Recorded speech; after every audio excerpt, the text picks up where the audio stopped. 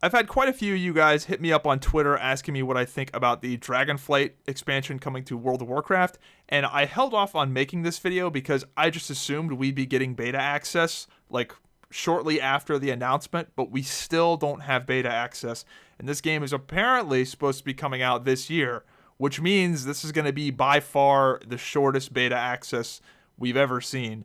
Now, that is a trend in gaming. Long beta phases have been a thing that have just been disappearing and shortening to the point to where betas now are almost just purely marketing. But what do I think? So overall, I like the vibe of the expansion. I feel like this is probably going to be more palatable to the people that shit on Mist of Pandaria. Honestly, I don't mind having a neutral field trip expansion, which kind of seems like what Dragonflight is. There's not a big bad villain. It's kind of a let's go do this over here, kind of a disconnected thing, which, by the way, I'm okay with. There doesn't have to be some world-ending villain. I think everybody's a little bit burned out on that, so I'm very okay with the field trip expansion that Dragonflight seems to be, which is also what Mists of Pandaria kind of was. But I think it's a bit more palatable. I think the Dragonflight and just the theme not being Kung Fu Panda will probably help them not have quite as many detractors. So I like that. The zones look good from what I saw of the previews. They look good. Green, nice colors, not dark, death, depressing browns, blacks, dark blues. I'm just sick of that. I think most people are. I like the zones that are fun to be in, so that looks good.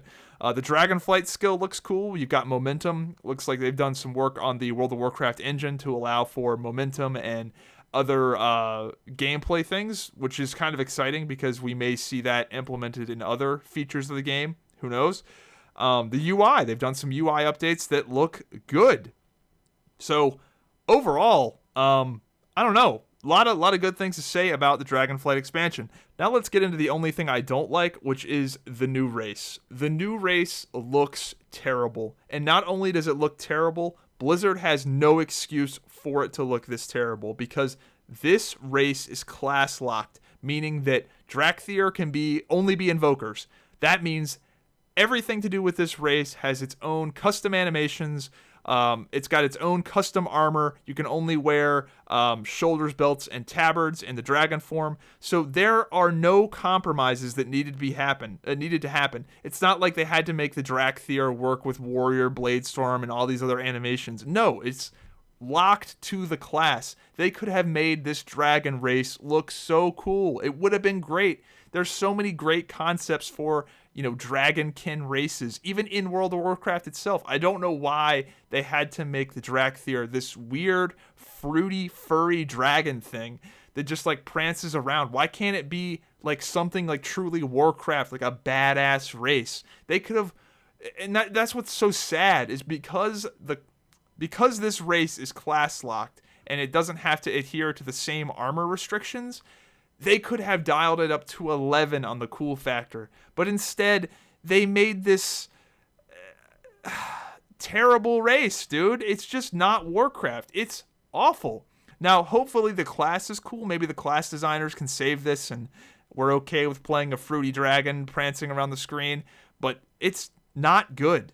It's not good, and it could have been amazing because no other race in the game has the superpower that the Drakthir does with being class locked, with having their own armor rule sets.